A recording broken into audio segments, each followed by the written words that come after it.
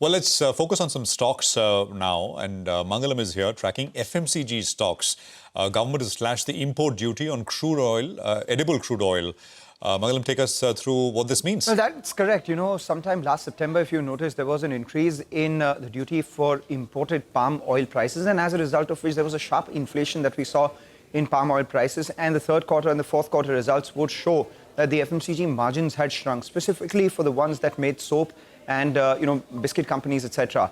Now, from the peak, we've seen a big decline of almost 25-26% in palm oil prices. Palm oil, and remember PFAD, a derivative of that, are important inputs for both food as well as soap companies. So a lot on the street were hoping for margin expansion for FMCG companies beginning first quarter, second quarter of FY26 itself. And to add to that, now there is a special benefit that is coming from the government, which comes in as a sweetener. So the duty has been reduced from 20% to 10%. So in an anyway downtrending palm oil price market, a duty reduction is just a positive, and that's reflecting in the prices of names like Britannia, HUL and GCPL. On the other hand, though, we are seeing some decline in names like AWL, the erstwhile Adani Wilmar, and Patanjali Foods is seeing a mild green. But remember, these are the ones that do not stand to benefit from reducing prices scenario. Over the last couple of quarters, their EBITDA had seen a big jump because their realizations had increased. Now with palm oil prices coming down, duties coming down, the realization for their key products, the edible oil business,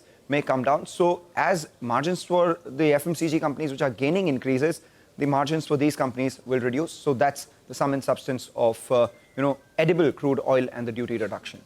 All right, Mangalam, thanks very much for that.